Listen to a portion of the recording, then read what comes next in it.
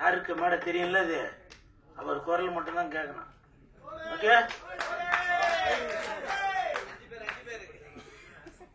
மேடையில் அமர்ந்திருக்கும் அனைவருக்கும் வணக்கம். பத்திரிகை நண்பர்கள், ஊடக நண்பர்கள், இணையதள நண்பர்கள், PRO நிக்கில் முருகன், மேனேஜர் முருகேசன். முருகேசா, நீ என் மகனானி, எங்க இருக்கிறாய்? அனைவருக்கும் வணக்கம். மேடையில் பேசி கைதட்டல் வாங்கும் அளவிற்கு நான் செந்தமிழன் சீமான் இல்லை. தயவு செய்து நீங்களே ஒரு தடவை கை தட்டிருங்கப்பா. இந்த கைதட்டல்கள் அனைத்தும் பரமசிவன் பாத்திமா அந்த குழுவிற்கு தான் போய் சேரும்.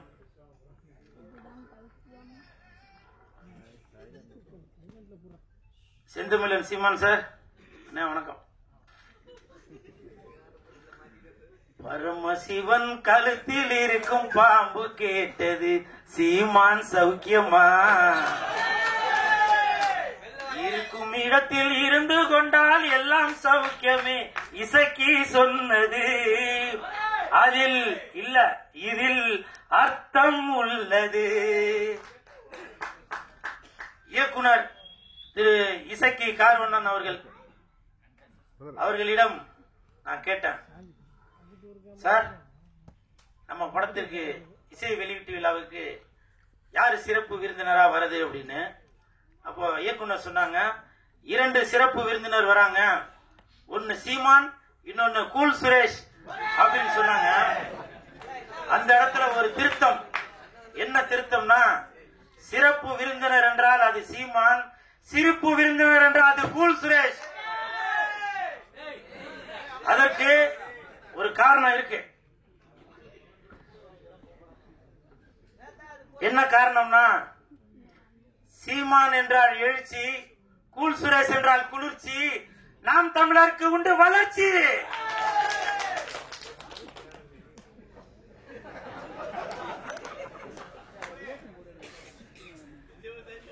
அது மட்டும் இல்ல, நான் எதுக்கு சீமான் அண்ணனை வந்து இந்த இடத்துல ஏதோ ஜாலரா போட்டு ஏதோ பெருமையா பேசுறாரு போல அப்படின்னு சில பேர் நினைக்கலாம். கமெண்ட்ல சில பேர் கூட அது மாதிரி கமெண்ட் பண்ணிட்டு இருக்கீங்க. அதுக்கு ஒரு உதாரணம் சொல்றேன். இந்த பரமசிவன் பாத்திமா அந்த படத்திற்கு உண்மையிலேயே தகுதியான ஒரு மனிதர் என்றால் அது செந்தமிழன் சீமானந்தன் மட்டும்தான். தமிழகத்தில் மட்டுமல்ல, இந்தியாவில் மட்டுமல்ல, உலகத்தில் உள்ள யாரை எடுத்துட்டாலுமே சரி, இந்த பரமசிவன் பாத்திமா படத்திற்கு இசை வெளியீட்டு விழாவிற்கு வரக்கூடிய தகுதியான ஒரே மனிதர் அது செந்தமிழன் அண்ணன் சீமான் அவர்கள் தான். காரணம், பாத்திமா பரமசிவன், பரமசிவன் பாத்திமா, பரமசிவன் ஆண், பாத்திமா பெண். தமிழகத்தில் 234 தொகுதிகளிலுமே புரிஞ்சிருக்கும் நினைக்க, 234 தொகுதியிலுமே சரி சமமாக ஆண் 117, பெண் 117 கொடுத்தாங்களா? இப்ப சொல்லுங்க, பரமசிவன் பாத்திமா அந்த படத்திற்கு இசை வெளியீட்டு விழாவிற்கு ஒரே தகுதியான மனிதர் என்றால் அது செந்தமிழன் அண்ணன் சீமான் அவர்கள் தான். அதே மாதிரி இந்த படத்துல இசக்கி கார்வண்ணன் அவர்கள், இயக்குனர் அவர்கள் நிறைய டைலாக், அது நம்ம பார்க்கும்போது நம்மள அறியாமலே, கண்டிப்பா நீங்க படம் பார்க்கும்போது தெரியும் பாருங்க, அந்த கூஸ் பம்ப்ஸ் சொல்லுவாங்களே, அது நடக்கும். காரணம், நானே அதுல சில வசனங்களை பேசியிருக்கேன், சாருக்கு சொல்லி கொடுத்ததுதான். மத பிரச்சனைன்னு சொல்லாதீங்க, 2 மனிதர்களுக்குள்ள பிரச்சனைன்னு சொல்லுங்க அப்படின்னு ஒரு வசனம் வரும். ஜாதி பிரச்சனைன்னு சொல்லாதீங்க, இது ஜனங்களுக்குள்ள பிரச்சனைன்னு சொல்லுங்க அப்படின்னு சொல்லி அந்த படத்துல வசனங்கள் வரும். அப்படி இன்று மக்களுடைய மனநிலையை புரிந்து கொண்டு அந்த படத்தை இயக்கி வசனமும் எழுதி தயாரிச்சு இருக்கிறாரு இயக்குனர் இசக்கி கார்வண்ணன் அவர்கள். அவருக்கு என் மனமார்ந்த நன்றி. அதே மாதிரி ஒரு வார்த்தையும் சொன்னாங்க, தலைவா இந்த படத்துல நீங்க வந்து செகண்ட் ஹீரோ அப்படின்னு. அது உண்மையா பொய்யான்னு தெரியல. அப்படி சொன்னாதான் இவன் வந்து ப்ரமோஷன் எதுவும் பண்ணுவான் அப்படின்றதுக்காக சொன்னாங்களான்னு தெரியல. இருந்தாலும் சார், இந்த படத்துல நான் நடிச்சிருக்கேன். கண்டிப்பாக என் உடல் பொருள் ஆவி அனைத்தும் இந்த பரமசிவன் பாத்திமாக்கு கண்டிப்பாக அர்ப்பணிச்சதுதான். அதே மாதிரி படத்தின் ஒளிப்பதிவாளர் சுகுமார் சார், இந்த படத்துல ஒளிப்பதிவை மட்டும் கவனிக்காம நல்ல அற்புதமான நடிப்பையும் கொடுத்திருக்காரு. எனக்கு தெரிஞ்சு அடுத்த பிரகாஷ்ராஜ் அவர்களாக வருவதற்கு நிறைய வாய்ப்பு இருக்கு. எங்க ஒரு வாங்க, எதுக்காக இது சொல்றேன்னா, ஷூட்டிங் ஸ்பாட்ல சொன்னாரு, அலிவா அடுத்து நான் ஒர்க் பண்ற படத்துல எல்லாத்துலயும் நீங்க இருப்பீங்க, எல்லாத்துலயும் இருப்பீங்கன்னாரு. 3 படம் ஒர்க் பண்ணிட்டாரு, இது வரைக்கும் கூப்பிட காணோம். இல்ல இந்த மாதிரி இடத்துல சொன்னாதான், போன் பண்ணி சொன்னா அது சரியா இருக்காது இல்லையா? அதே மாதிரி படத்தின் கதாநாயகன் கமல் அவர்கள், விமல் அவர்கள், இல்ல அந்த கமல் விமலுக்கு ஒரு காரணம் இருக்கு. விமல் அவர்கள், அவரை பத்தி சொல்றதுக்கு ஒன்னும் பெருசா ஒன்னும் இல்ல. அதுக்கு என்ன காரணம்னா, ஷூட்டிங் ஸ்பாட்ல அவர் உண்டு, அவர் வேலை உண்டுன்னு இருக்காரு. எனக்கு தெரிஞ்சு விஜய் சார் அப்படி இருப்பாரு. அதே மாதிரி விமல் அவர்களும் தான் உண்டு தன் வேலை உண்டு அப்படின்னு இருக்காரு. கூப்பிட்டாக்க ஷாட்டுக்கு வராரு, இல்லைன்னா போய் பேசாம உட்காந்துறாரு. அப்படி ஒரு அற்புதமான முறை. நான் ஃபர்ஸ்ட் அவர் கூட தான் அந்த படம் ஒர்க் பண்ணியிருக்கேன். ஸோ வாழ்த்துக்கள் விமல் சார், வாழ்த்துக்கள். தம்பி உங்க பேர் நம்ம விஆரா? விஆர். அந்த தம்பி வந்து பக்கத்தில் உட்கார்ந்து இருக்கும்போது நான் எழுதிட்டு இருந்தேன், என்னையும் கொஞ்சம் நல்லா பில்டப்பா சொல்லுங்கண்ணா அப்படின்னா. ஆனா அவன் பேசும்போது அது சொல்லியிருக்கனால அது சொல்ல காணும். இருந்தாலும் பரவாயில்ல, அந்த தம்பி விஆர் இந்த படத்துல நல்லா நடிச்சிருக்கான். அந்த பொண்ணு கூடயே சுத்தின்னு இருப்பான். அவருக்கும் என் மனமார்ந்த நன்றிகளை தெரிவித்துக் கொள்கிறேன். அப்புறம் மிகப்பெரிய நன்றி இயக்குநர்களுக்கும் இசையமைப்பாளர் உங்க பேர் என்ன சார்? தீபன் அவர்களுக்கு என் மனமார்ந்த நன்றி. ஏன்னாக்க நான் ஆடுற மாதிரி ஒரு பாட்டு போட்டு கொடுத்துருக்கீங்க, மிக்க நன்றி. ஏன்னா என்னையும் இந்த மாதிரி ஆட முடியும் அப்படின்னு சொல்லி எனக்கு ஒரு ஒரு பேர் ஒண்ணு கொடுத்து, அந்த பேர் வந்திருக்காங்களா?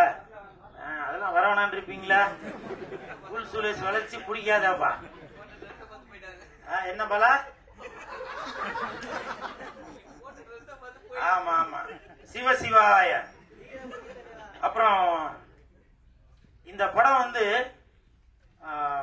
ஜூன் 5ஆம் தேதி தான் ரிலீஸ் ஆக போகுது அப்படின்னு சொல்லி இயக்குனர் அவர்கள் என்கிட்ட சொன்னாங்க. உடனே எனக்கு வந்து ரொம்ப கன்ஃபியூஸ் ஆகி போச்சு. ஏன்னா அன்னைக்கு தான் தக் லைஃப் படம் ரிலீஸ் ஆகுது. அப்ப நான் வந்து சார் கிட்ட கேட்டேன், சார் அன்னைக்கு தான் தக் லைஃப் படம் வருது, அப்ப கமலுக்கும் விமலுக்கும் போட்டியா அப்படின்னு கேட்டேன். ஐயோ அப்படிலாம் இல்ல சார் அப்படின்னாரு. அப்போ சிம்புவுக்கும் கூல் சுரேஷுக்கும் போட்டியா அப்படின்னா, ஐயோ அப்படிலாம் இல்ல சார் அப்படின்னாரு. நான் வந்து இயக்குனர் அவர்களிடம் ஒரு தாழ்மையான ஒரு வேண்டுகோள் ஒன்று வைத்தேன். என்னன்னாக்க, அன்னைக்கு என் தலைவன் எஸ்டிஆர் அவர்கள் நடித்த படம் வருது, அதனால நீங்க ஒரு நாள் தள்ளி ஜூன் 6ஆம் தேதி வைங்க அப்படின்னு சொன்ன அந்த வேண்டுகோளை ஏத்துட்டாரு. ஏன்னா இதுதான் என் தலைவன் எஸ்டிஆருக்கு நான் செய்யும் கைமாறு. இது வந்து பெரிய போட்டி எதுவும் இல்ல, இருந்தாலும் என் தலைவனை நான் இப்படிதான் பார்க்கணும் அப்படின்ற ஒரு எண்ணத்தில் தான் சொல்றேன். என்னைக்குமே வெந்து தணிந்தது காடு, வெந்து தணிந்தது காடு, சீமானனுக்கு வணக்கத்தை போடு. அப்புறம் இன்னொரு முக்கியமான விஷயம், கமல் சார், நீங்க வந்து உலக நாயகனாக இருந்து விண்வெளி நாயகனாக மேல ஒரு படி போயிட்டீங்க. அந்த உலக நாயகன் அந்த பட்டம் வந்து இப்ப வெற்றிடமா இருக்கு. என் தலைவன் எஸ்டிஆர் அவர்களுக்கு அந்த உலக நாயகன் பட்டத்தை நீங்க கொடுக்கணும் அப்படின்னு சொல்லி நான் தாழ்மையுடன் கேட்டுக்கொள்கிறேன். இன்று முதல் உலக நாயகன் என்றால் அது சிலம்பரசன், விண்வெளி நாயகன் என்றால் அது கமலஹாசன். விண்வெளி நாயகன் என்றால் அது கமலஹாசன், உலக நாயகன் என்றால் அது சிலம்பரசன்.